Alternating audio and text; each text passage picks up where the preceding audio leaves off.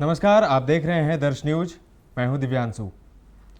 विपक्षी एकता की बैठक फिर से होने वाली है। 18 जुलाई को बेंगलुरु में फिर से एक महाजुटान होगा और इसी 18 जुलाई को एनडीए की भी बैठक होनी है। एनडीए अपने सभी घटक दलों को न्योता भेज रही है। 18 जुलाई को दिल्ली में एनडीए की बैठक होगी, वहीं बेंगलुरु में विपक्षी एकता की बैठक होगी। इसी पर आज चर्चा करने वाले हैं। हमारे साथ हैं वरिष्ठ पत्रकार विवेक। विपक्षी एकता की बैठक की सुगबुगाहट फिर से शुरू हो गई है। सुगबुगाहट क्या, परसों विपक्षी एकता की बैठक हो ही रही है और इसके लिए नेता कब जाएंगे, बिहार की मैं बात कर रहा हूँ, नीतीश कुमार कब जाएंगे, लालू यादव कब जाएंगे, इस पर थोड़ा सा बताइए। देवांशु, अभी की जो खबर आई है, अभी की एक बड़ी खबर ये है कि विपक्षी एकता की जो बैठक होनी है 18 तारीख को ये बैठक होगी, बेंगलुरु में बैठक होनी है जी। तो इसके लिए जो है तमाम नेता कल रवाना होंगे और कल 3 बजे नेता रवाना होंगे। जो नाम शामिल हैं बिहार से, खासतौर पे मैं बताऊं कि नीतीश कुमार जो मुख्यमंत्री बिहार के हैं और लगातार विपक्षी एकता की मुहिम चलाते रहे हैं, शुरुआत उन्होंने की, सूत्रधार कह सकते हैं भी रहे हैं, तो नीतीश कुमार उसमें शामिल होंगे। उसके बाद लालू प्रसाद यादव शामिल हैं, तेजस्वी यादव भी जाएंगे, लालू यादव भी जाएंगे, लालू यादव भी इस बार जाएंगे, हिस्सा लेंगे वो भी बेंगलुरु जाके, और तेजस्वी यादव का नाम इसमें शुमार है। उसके बाद ललन सिंह भी जाएंगे, राष्ट्रीय अध्यक्ष जो हैं जदयू के, वो जाएंगे, संजय झा जाएंगे और मनोज झा, ये तमाम जो चेहरे हैं बिहार से ये शामिल रहेंगे इस बैठक में। और इसके साथ साथ जो खास बात है कि इसमें सोनिया गांधी भी इस बैठक में शामिल होंगी। ये बड़ी खबर है। 24 दल जो है वो शामिल होंगे। तो इसमें यहाँ पर जो इस बार जो बैठक होगी बेंगलुरु में, इसमें ये बैठक, इस बार जो पटना में बैठक हुई थी उसमें 15 दल के लोग आए थे, और यहाँ जो बैठक हो रही है इसमें 24 दल शामिल होंगे और एक विस्तार से इस पर चर्चा की जाएगी कि भाई जो बड़ी पार्टियां हैं और जो छोटी पार्टियां हैं वो कैसे सामंजस्य बिठाएंगी और किस तरह से जो सीटों का बंटवारा होगा वो किस तरह का होगा। और इससे पहले सोनिया गांधी एक भोज भी, जिस तरह से खबरें आ रही हैं कि एक भोज का आयोजन भी सोनिया गांधी ने किया है उससे पहले, तो कल ही रवाना होंगे और ये 18 तारीख को बैठक है। इसके साथ साथ दूसरी जो बैठक है वो दिल्ली में हो रही है, एनडीए की बैठक हो रही है और इसमें कुल 19 दल जो हैं ये शामिल होंगे देवांशु। तो दोनों तरफ जो है वो बैठकों का दौर चलेगा। एक तरफ बेंगलुरु में जहां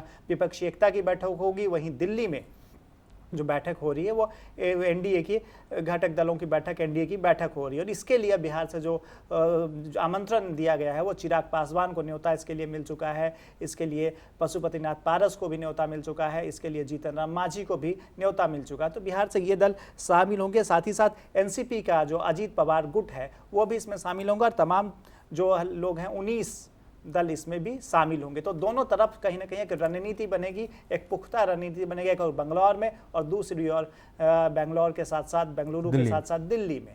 तो दोनों जगहों पर सीटों को लेकर चर्चा होगी विवेक कि कौन। देखिए अभी तो पहले एक रणनीति बनेगी, तमाम रणनीति, जो कि जो विपक्षी एकता की बैठक हो रही, पहली बैठक पटना में हुई थी तो एक मुहिम की शुरुआत तो पटना से हो गई। अब बेंगलुरु में जो दूसरी बैठक होनी है उसमें कई चीज़ों पर चर्चा होगी। साथ ही साथ नीतीश कुमार को क्या जिम्मेदारियां मिलती हैं, जैसे उस बैठक में ये बताया गया था कि उन्हें कन्वेनर बनाया जाएगा देवांशु, तो किस तरह से ये कोई जिम्मेवारी नीतीश कुमार को, एक बड़ी जवाबदेही मिल सकती है नीतीश कुमार को इसकी, चूंकि नीतीश कुमार शुरुआत में रहे और लालू यादव इस बैठक में मौजूद रहेंगे। पिछली बैठक में भी लालू मौजूद थे और सोनिया गांधी मौजूद रहेंगे। सोनिया गांधी पिछली बैठक में नहीं थी, राहुल गांधी मौजूद थे, लेकिन इस बार जो है वो सोनिया गांधी की मौजूदगी रहेगी। तो कुछ बड़े फैसले जो हैं, इंटरनल बड़े फैसले हैं, वो लिए जाएंगे कि किस तरह का एक रोड मैप जो है उसे आगे कैसे बढ़ाया जाएगा, विपक्षी एकता में से सीटों का बंटवारा कैसे होगा और इसके बाद कौन जो है वो चेहरा कौन होगा। तो कई तरह की जो बातें हैं वो शामिल होंगी। साथ ही साथ नीतीश कुमार को क्या जवाबदेही, क्या जिम्मेदारी मिलती है, ये भी बातें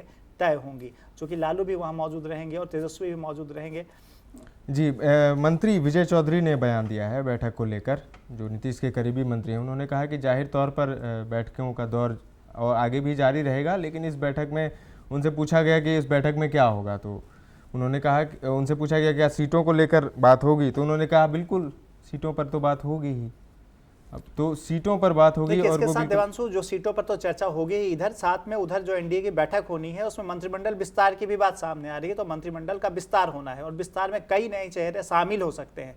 उसमें कुछ चेहरे बिहार के भी होंगे और एक बड़ा जो नाम आ रहा है वो चिराग पासवान का नाम आ रहा है। साथ ही साथ चिराग की जो पार्टी है उसने ये कह दिया कि भाई हमें जो, अगर हम शामिल होते हैं एनडीए में, तो हमें जो है 6 और 1 6 और 1 का जो है वो हमें अनुपात में सीटें चाहिए होंगी कि 6 सीटें लोकसभा के लिए चाहिए होंगी और 1 सीटें हमें राज्यसभा के लिए चाहिए होंगी। तो चिराग पासवान ने आज बैठक भी की है और इस बैठक में उन्होंने तय किया है कि भाई हमारी जो मांग होगी, उनके पार्टी की तरफ से जो मांग होगी, क्योंकि काफ़ी कुछ आप देखेंगे तो चिराग पासवान लगातार एक मुहिम चलाते रहे नीतीश कुमार के खिलाफ यहाँ, और अपनी पार्टी को भी बहुत फ़ायदा नहीं मिल पाया उन्होंने, लेकिन नीतीश कुमार कहीं ना कहीं घाटा उन्होंने कर दिया।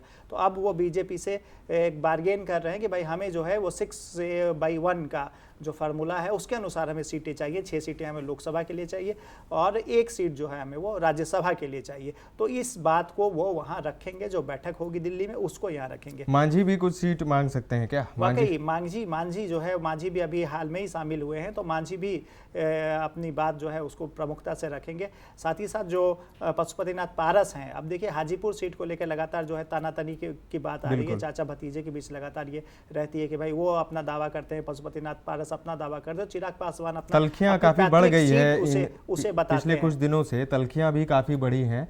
हाँ, चिराग ने कहा कि मैं लड़ूंगा, हाजीपुर सीट नहीं छोड़ूंगा, क्योंकि उनके वो अपने पिता की विरासत उसे बताते और हैं। वहीं पशुपति पारस भी ललकार रहे हैं, ये कहते हैं कि भाई हमारे भाई की विरासत है।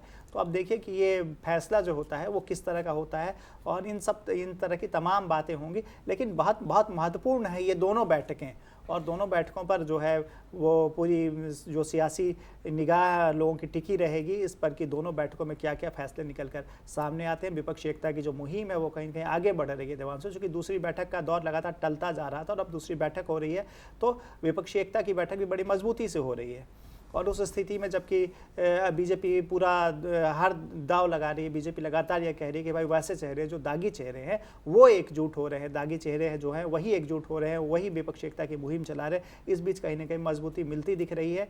और साथ ही साथ बिहार में जिस तरह से आप देखें कि पिछले दिनों बीजेपी का जो प्रदर्शन रहा है और लाठीचार्ज और इसके बाद किस तरह की रणनीति आ रहा था विवेक तेज कर दी है जी, तैयारी जो है लोकसभा की उन्होंने बहुत पहले से शुरू कर दी है, और इस बैठक पर जरूर सबकी निगाहें होंगी, क्योंकि बिहार और देश की राजनीति दोनों के लिए ये बड़ा दिन होगा, क्योंकि 2 बैठक हो रही है, एक बेंगलुरु में और एक दिल्ली में। तो अभी जैसे आपने कहा कि बिहार में लाठीचार्ज हुआ, ये सब हुआ, और अभी माहौल बिल्कुल ख़राब है बिहार का, और झारखंड में भी उसी तरह का कुछ सोचा जा रहा है, प्लान किया जा रहा है बीजेपी की तरफ से, क्योंकि बाबूलाल मरांडी जैसे ही अध्यक्ष बने हैं झारखंड के, उन्होंने काफ़ी आक्रामकता दिखाई है और अपने बयानों से वो एक तरह से अलर्ट जारी कर रहे हैं किसी बवाल का, किसी प्रदर्शन का। झारखंड में कमान जो है वो नए बाबूलाल मरांडी को दी गई है। उनका वार का पलटवार भी उधर से किया गया झारखंड मुक्ति मोर्चा की तरफ से, और बाबूलाल मरांडी ने कल कमान संभाल ली है।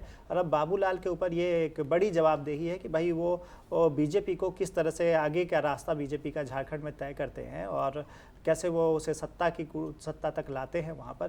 क्योंकि झारखंड की सियासत अगर आप देखें तो झारखंड की सियासत थोड़ी अलग है बिहार से वहाँ देवांशु, और वहाँ चूँकि आदिवासी जो वोट बैंक है, एक बड़ा वोट बैंक जो है वो आदिवासियों का है, तो आदिवासी पे किस तरह से पकड़ बनाते हैं ये आने वाला जो समय है वो तय करेगा।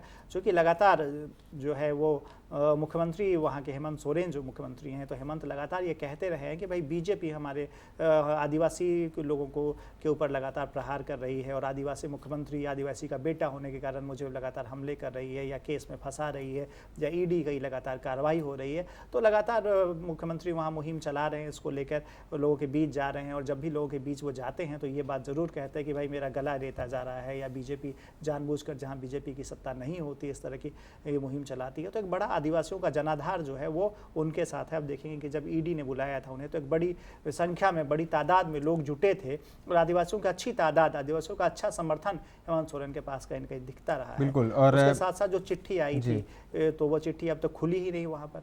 तो बीजेपी को वहाँ भी बीजेपी की राह बहुत आसान झारखंड में नहीं दिखती है। अब बाबूलाल के हाथ में जिस तरह से कमान दी गई है, पूरी कमान बाबूलाल के हाथ में दी गई है, तो अब ये देखना होगा कि किस तरह से दीपक प्रकाश के बाद, पहले दीपक प्रकाश वहाँ पर थे, तो दीपक प्रकाश के बाद ये किस तरह से उसे गति दे पाते हैं, ये आने वाला वक्त बताएगा देवांशु। फिलहाल जो 2 बैठकें हैं वो काफ़ी प्रमुख हैं, काफ़ी अहम हैं और इस पर पूरे देश की निगाह कहीं ना कहीं रहेगी कि भाई विपक्षी एकता की जो बैठक है उसमें क्या मुद्दे तय होते हैं और किस तरह से खासतौर पर जो बिहार के जो नेता शामिल हो रहे हैं वो किस तरह की बात वहाँ रखते हैं के लिए बिहार के लिए आगे नीतीश कुमार को कौन सी जिम्मेदारी दी जाती है, लालू प्रसाद का बयान क्या होता है। लालू का बयान पिछले बार भी सुर्खियों में आया था जब उन्होंने कहा था कि भाई राहुल की बाराती वाली बात जो उन्होंने कही थी कि आप शादी करें बाराती, हम लोग चलने को तैयार हैं, तो इसका ये अर्थ निकाला गया था कि भाई राहुल चेहरे होंगे। उसके बाद लालू ने फिर दिल्ली में अलग बयान दिया कि वैसी कोई बात नहीं थी और ये बात हमने नहीं कही, कि इसका ये मतलब नहीं निकाला जाना चाहिए।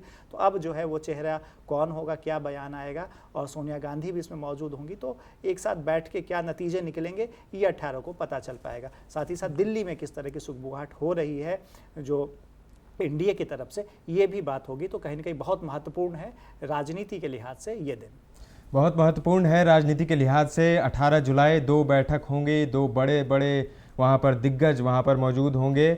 अब देखना होगा कि क्या क्या फैसला होता है 18 तारीख को। तमाम अपडेट्स के लिए आप बने रहें दर्श न्यूज़ के साथ। चैनल को सब्सक्राइब जरूर करें और अगर खबरें चाहते हैं कि सबसे पहले पहुंचे आप तक तो बेल आइकन दबाना ना भूलें। साथ ही हमारे फेसबुक, ट्विटर और इंस्टाग्राम पेज को भी फॉलो करें। और लगातार जो ताज़ा तरीन खबरें हैं उसके लिए आप दर्श न्यूज़ के साथ बने रहे, दर्श न्यूज़ को देखते रहिए, क्योंकि हम आप तक पहुंचाते हैं सच्ची और पक्की खबरें।